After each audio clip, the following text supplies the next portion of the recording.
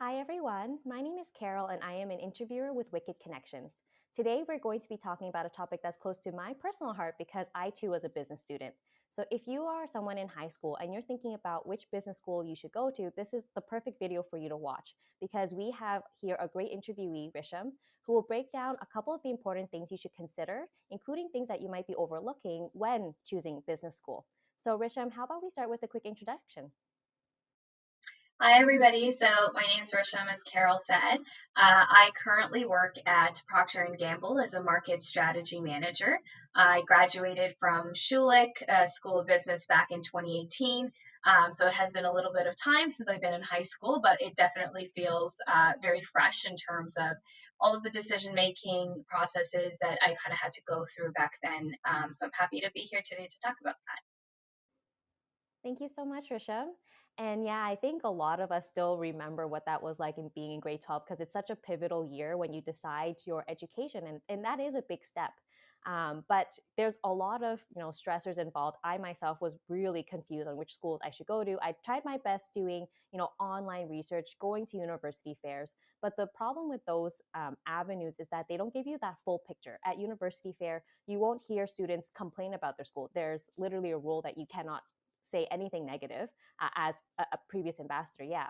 And online research is kind of hit or miss. You're not quite sure if something's credible, which is why we're really excited to bring someone like Risham, who's credible, has insights, and to share her story. So, Risham, the first thing we want to ask is, there's a lot of things to consider, but what would you say are some important factors to keep in mind for students considering business? For sure. So, as I thought about this question, I think there was a couple of things that I may not have necessarily considered when I was actually going through the process in grade 12, but in hindsight, I now am realizing that these are kind of the factors that I should have considered. And inadvertently, I may have thought about them, but maybe not in such a structured way. So, if I think about those kind of key factors for me, the first thing that I think is kind of an obvious one to start with is what are your ultimate kind of future goals and career objectives? And that doesn't necessarily mean that you need to know exactly what specific role you want to do, what specific company you want to work at. Obviously, that is very hard to figure out when you're in grade 12, and I definitely did not have answers to those questions. But at least broadly, you want to start by thinking about, do I want to do a business program, first of all, versus, a science program or a computer science program, etc. So that's obviously the very kind of first basic step. And in figuring that out, I know that sounds like it's kind of an easy thing to figure out, but you really should try to take some time to reflect on the differences broadly across those fields in terms of where you're going to end up and what type of work you're going to end up doing, before kind of diving into then selecting, a program within one of those fields. So that's kind of the first part. The second thing that you also want to consider that kind of feeds into that is what are your learning styles and your learning goals? And the reason that I think that's important is because now let's say you've decided I want to pick a business program. Within business programs, there's so many different options across, Canada and even Ontario, to consider, and each of them will offer a little bit of a different experience and a little bit of a different education or learning style. So some of the things that you might want to consider, for example, when I was looking at business programs, is some schools in Ontario tend to be very case based, and a lot of their education is through that case based process. Others are a little bit of a mix of the cases, but then also, kind of theory based education from professors in general. And that was kind of what I found Schulich to be. It was a little bit of a blend of both. So you want to consider those types of things as well. And also understand, how much do you want to be self-led in your education? Because again, some programs are very, very hands-on. Others are a little bit scaled back where there is a lot of self-led learning. So you want to consider those types of things as well in terms of, what do you need in terms of learning in the best way possible, and which program is going to cater to that learning style in the best way. Um, and then the third and fourth things kind of go hand in hand. The first is networking opportunities, and the second is community building opportunities. So, networking opportunities can mean just broadly, is this program or is this school somewhere where there are going to be a lot of companies that are actively coming onto campus? Is there a strong alumni base? Where are people from that program generally going? And you can go onto LinkedIn and just look at that, right? Like you can look at who graduated from XYZ program, what types of roles are they in, what types of fields are they in. And I think that's really important because a lot of what you end up doing after your program is obviously defined by like the connections and the people that you meet within your program who then will trigger a certain passion point that you might have or an industry that you might learn about, etc. So I think networking opportunities and the degree to which those are offered in your program are also an important consideration. Or co-ops, which I didn't necessarily go the co-op route, but I know a lot of people did, and I think that's also another really great way to network and also experience the quote unquote real professional working world before you've graduated. Um, and then the final thing that I mentioned was community building. So I think that is also very crucial. You want to go to a place where you feel like you fit in and it's the right fit for the way that you are. And that may not be every single program. Certainly, when I went to campuses when I was in high school and went to their like intro meet and greet type sessions, things like that, I didn't necessarily feel 100% comfortable or welcomed every single place that I went. And that was one of the biggest reasons that I actually think I ended up picking Schulich is because when I went there, I felt like the sense of community there was so strong and people were so willing to be supportive. And that was a really important consideration for me. I love those points, Risham.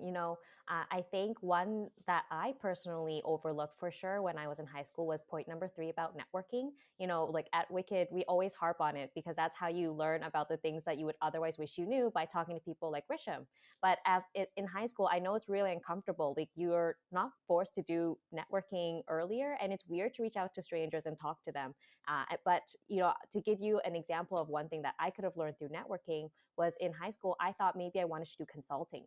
So I looked up different business schools. I found Schulich, which both Risham and I went to, and Schulich had a strategy management specialty. So I was like, okay, perfect. That has strategy management, and it hit other buckets in terms of like budget and reputation, etc. So I was like, okay, this is the perfect school for me.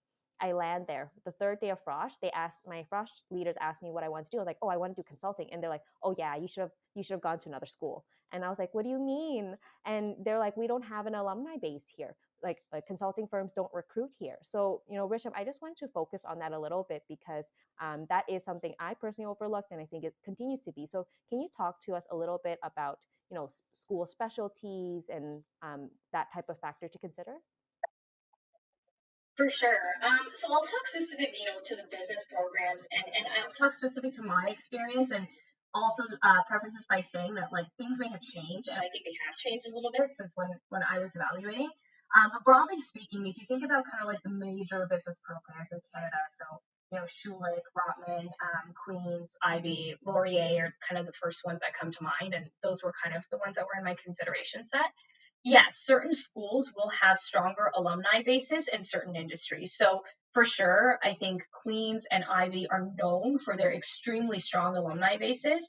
And Schulich does have strong alumni bases, but not necessarily in the same field. I think we have a really strong alumni base in accounting and in marketing and sales more and more year over year, not necessarily, again, maybe to the same degree that Ivy and Queens do at this point, but we do. So yes, certain schools will have certain areas where they just have had more people just go through those fields. That being said, I also do think, and Carol, I mean, you can probably speak to this more. Um, it's not impossible necessarily to get into those fields from a school that doesn't necessarily have as big of an alumni base in that field. For example, like consulting or investment banking, which are kind of typically known as Ivy and Queen's specialty areas versus Schulich's.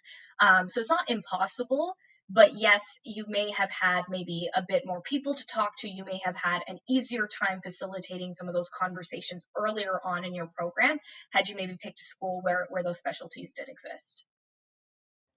100%. I agree with that so much, Risham. And I think, on that line, when Risham started talking about the different fields, I think another reason why it's really important to consider it is that it impacts your return on investment. So if you want to go right? Like there are some programs in Canada, and we're intentionally not listing all of them because understanding that they do change in ranking. So, but these are just factors for you to look up based on your current time. But there are certain schools that are much better at getting you jobs in the States, and those jobs in the States tend to pay better than Canadian jobs. So if your aspiration is to go to the States, maybe you should invest in that more expensive program. However, if you plan to stay in Canada, is that more expensive as worthy for you? As yeah, so definitely something to consider, and why I'm sure all the students wish that we could break down exactly which school they can go to, but it's not that easy. You really have to, as Risham said, reflect on what your goals are, not just in the future of long term, but as she said, in terms of learning, to make sure that you succeed in that program, and also to not overlook the social aspect of making sure that you actually enjoy being on that campus, whether you're commuting or living there. And then lastly, making sure that it does fit your career aspirations by looking at things like alumni base, etc. The last question I wanted to ask you before we wrap up this video, Risham, was about, we gave them these factors to think about, but how do they go about actually finding the answer? Yeah, that's a great question. So I think that some of it comes from, like I said, a lot of personal reflection. So kind of taking the time to think about, what is it that is the most important to you? What is your learning style, etc. And then the other part is going to actually be networking technically, which is talking to a lot of people. And I know that can be a bit intimidating. It can also be a bit exhausting, to be honest. Especially when you're in high school and you're already overwhelmed with so many different things that you're trying to consider. But that really is the best way to learn about the vast variety of experiences that people might have. And I think, I definitely did that. I was lucky because I also had an older sibling who went through the process, a year before me. So that obviously made a difference. But even if you don't, if you have a friend who has an older sibling who has gone through the process, take your time to talk to them. And that doesn't mean you necessarily have to talk to every single person about every single thing. Do that reflection part first, where you're thinking about, okay, broadly, what are my focus areas in terms of career? Okay, it's business. Within business, what are kind of the programs that are in my radar? What do I think I would want to do?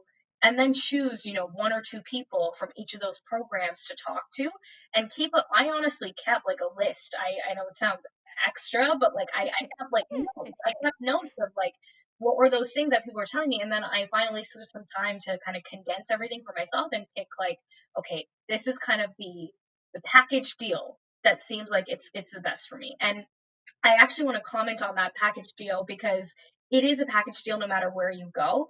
Um, for example, one of the reasons that I actually thought Schulich was the best package deal for me wasn't necessarily, I wanted to go into a marketing and sales role potentially. I had that kind of in the back of my head before I even entered school. But the reason that I ended up picking Schulich, and one of the biggest factors for me, was budget as well. So if that is a huge factor for you, that may override, I want to go into consulting, but, a program like Ivy and Queens is very expensive. And that is a reality for a lot of people. And that doesn't mean, that that's the end of the world for you. You can pick a program that is a bit more affordable, like Schulich, and then you just kind of have to adjust and tweak how you get to that end goal. But it's definitely not impossible. And I think when you talk to people from those programs, you'll kind of realize how should you adjust your pathway as you get to those programs. 100%. So, and as you've heard Risham talk about the knowledge he got, you can tell how you can really only get that by talking to current or very recent students to get that honest and full scoop of the full package, as Risham said. And I think, for those who still feel a bit unsure, and I think that's completely normal, and you're thinking, what if I do make the wrong choice? I would love you to tune into our next video with Risham, where we talk about how to get a career when your school isn't the target market for that. So, and it's really to help us understand how restrictive is choosing a business school, how impactful it is. So tune into that video if you'd like to learn more. Thanks so much, Risham. Thanks, Carol.